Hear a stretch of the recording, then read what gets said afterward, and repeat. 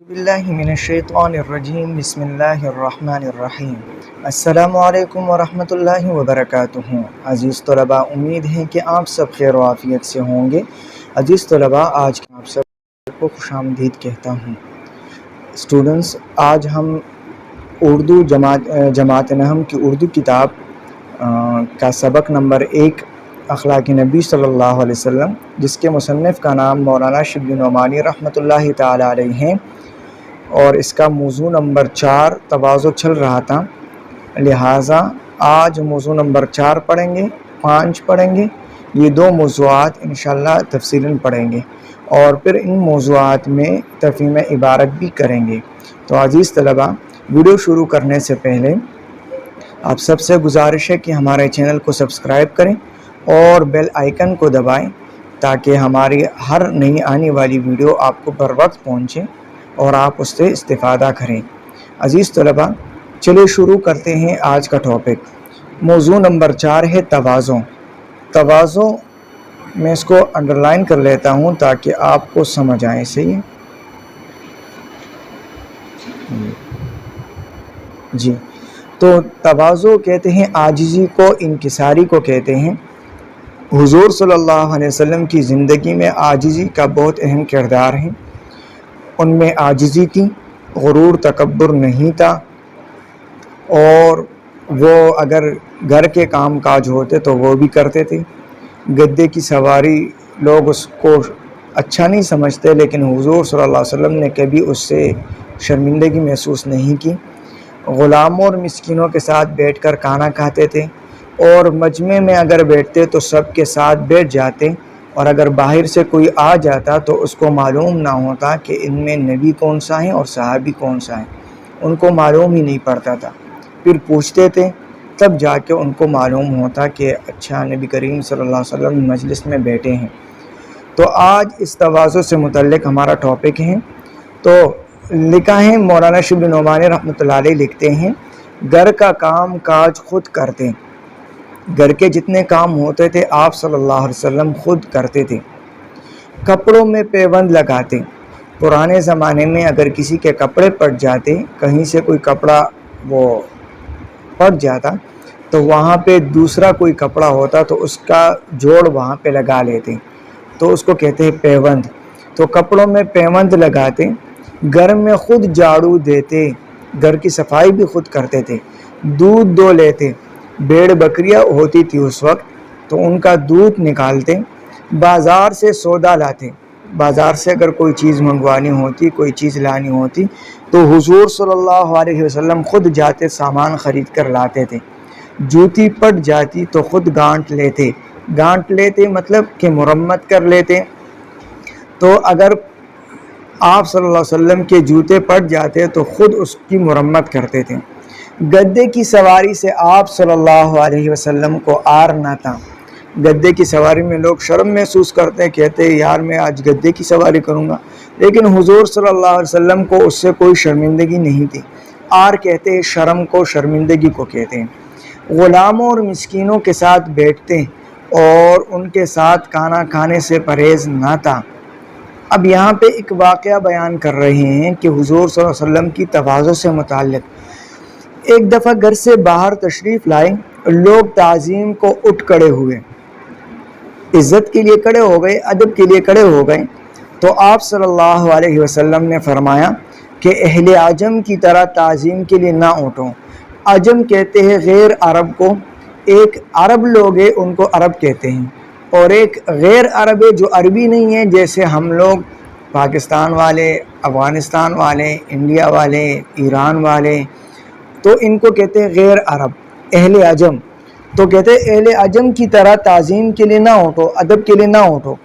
غریب سے غریب بیمار ہوتا تو عیادت کے لیے تشریف لے جاتے، مفلسوں اور فقیروں کے ہاں جا کر ان کے ساتھ بیٹھتے۔ مفلس غریب لوگ، فقیر جو نادار ہو، کہتے ان کے ہاں جا کر ان کے ساتھ بیٹھتے۔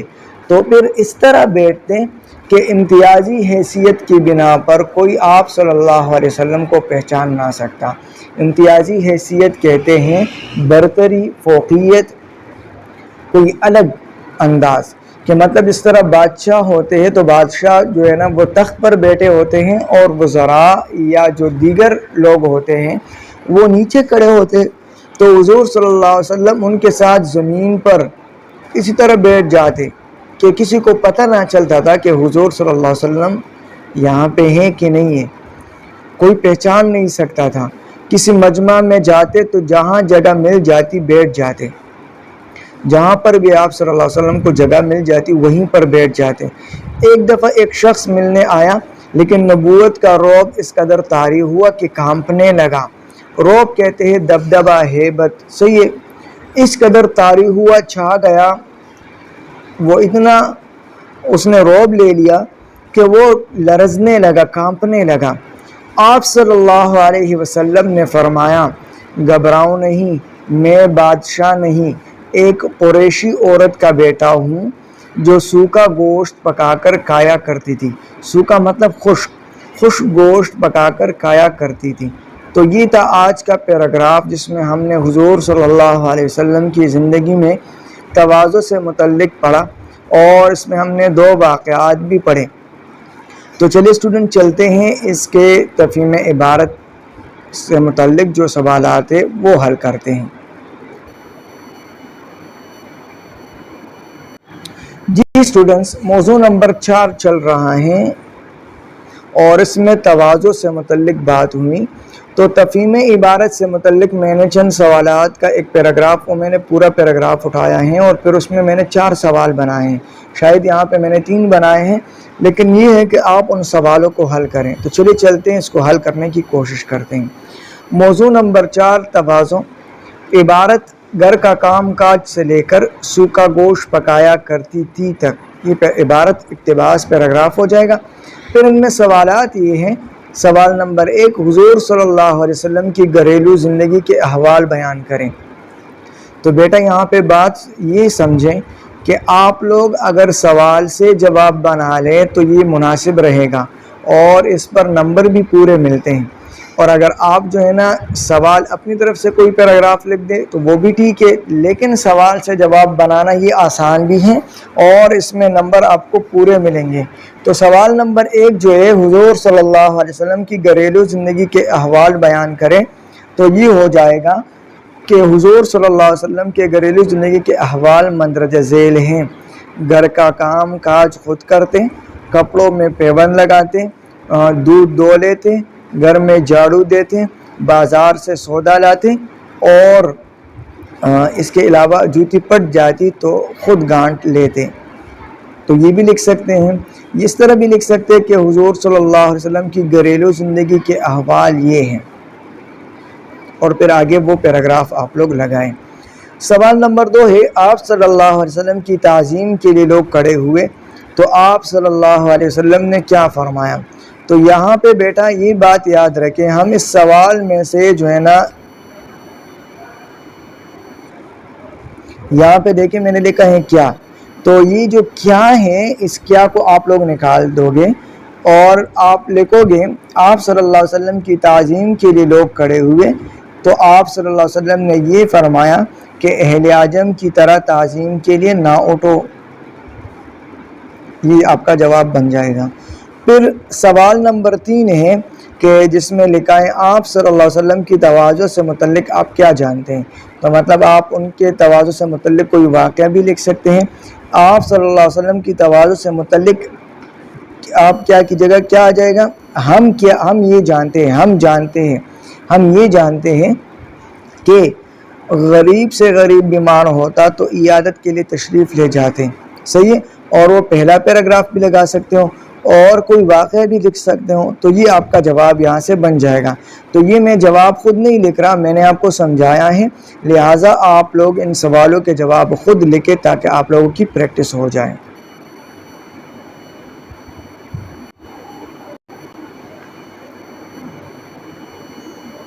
جی تو موضوع نمبر 5 ہے بچوں پر شفقت۔ شفقت کہتے ہیں لطف کو، مہربانی کو، رحم دلی کو، پیار محبت کرنا بچوں سے، یہ شفقت ہے۔ تو فرماتے ہیں بچوں پر شفقت، بچوں پر نہایت شفقت فرماتے تھے۔ آپ صلی اللہ علیہ وسلم بچوں سے نہایت محبت کرتے تھے۔ معمول تھا کہ سفر سے تشریف لاتے تو راہ کہتے ہیں راستے کو، تو راہ میں جو بچے ملتے ان میں سے کسی کو اپنے ساتھ سواری پر آگے پیچھے بٹھاتے۔ سواری کی جمع سواریاں ہیں اور آگے پیچھے متضاد الفاظ ہیں، بٹھاتے۔ راستے میں بچے ملتے، راستے تو ان کو خود سلام کرتے۔ اب یہاں سے آگے بچوں کے متعلق ایک واقعہ ذکر کیا ہے کہ ایک صحابی ہیں خالد بن سعید رضی اللہ تعالیٰ عنہ، تو ان کے متعلق ایک واقعہ لکھا ہے کہ ایک دن خالد بن سعید رضی اللہ تعالیٰ عنہ خدمت اقدس میں آئے۔ ان کی چھوٹی لڑکی بھی ساتھ تھی اور سرخ رنگ کا کرتا بدن پر تھا۔ آپ صلی اللہ علیہ وسلم نے فرمایا سنا سنا، مطلب کہ اچھا اچھا، پیارا پیارا۔ حبشی زبان میں حسنہ کو سنا کہتے ہیں، عربی میں حسنہ کہتے ہیں، حبشی زبان میں حسنہ کو سنا کہتے ہیں۔ یہ ہا کا حرف وہ نہیں پڑھتے، چونکہ ان کی پیدائش حبش میں ہوئی تھی، اس لیے آپ صلی اللہ علیہ وسلم نے اس مناسبت سے حبشی تلفظ میں حسنہ کے بجائے سنا کہا۔ مطلب ان کو کہا کہ آپ کے کتنے پیارے کپڑے ہیں، تو فرمایا کہ سنا سنا، اسی انداز میں۔ تو بچوں کے ساتھ بچوں کی طرح باتیں کرتے تھے۔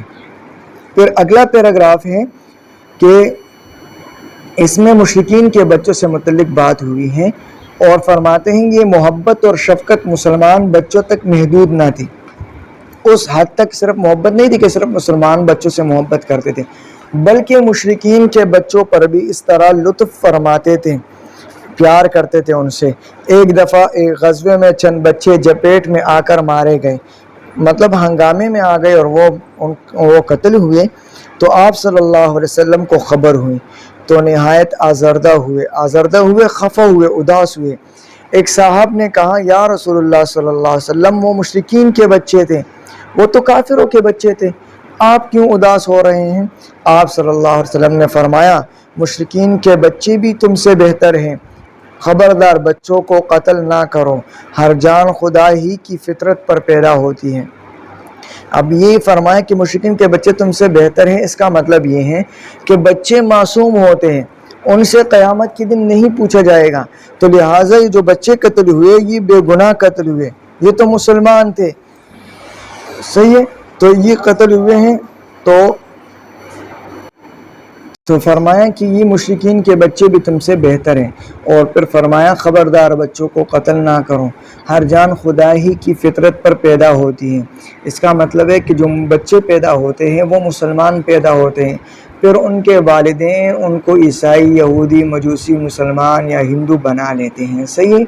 پھر آگے واقعہ ذکر کرتے ہیں کہ اگر حضور صلی اللہ علیہ وسلم کسی محفل میں ہوتے اور کوئی فصل یا میوہ حاضر کیا جاتا تو کہ فرماتے ہیں معمول تھا کہ جب فصل کا نیا میوہ کوئی خدمت اقدس میں پیش کرتا تو حاضر کی جماعیں سامنے موجود لوگوں میں جو سب سے کم عمر بچہ ہوتا اس کو عنایت فرماتے، دے دیتے، بچوں کو چومتے اور ان کو پیار کرتے تھے۔ اب یہاں پہ واقعہ لکھ رہے بچوں سے متعلق، ایک دفعہ آپ صلی اللہ علیہ وسلم اسی طرح بچوں سے پیار کر رہے تھے کہ ایک بدو آیا، بدو کہتے ہیں دیہاتی صحابی کو، گاؤں کا رہنے والا، صحیح ہے، وہ آیا، اس نے کہا تم لوگ بچوں کو پیار کرتے ہو، میرے 10 بچے ہیں مگر اب تک میں نے کسی کو پیار نہیں کیا، آپ صلی اللہ علیہ وسلم نے فرمایا اللہ تعالیٰ اگر تمہارے دل سے محبت چھین لے تو میں کیا کروں؟ فرمایا کہ اگر تمہارے دل میں محبت نہیں ہے تو اس میں ہمارا کیا قصور ہے، ہمارے دل میں تو اللہ نے محبت ڈالی ہے تو ہم تو محبت ہی کریں گے۔ تو یہ تھا دوسرا پیراگراف بچوں پر شفقت۔ تو چلیے اسٹوڈنٹ چلتے ہیں اور اس کے تفہیم عبارت سے متعلق سوالات کو حل کرنے کی کوشش کرتے ہیں۔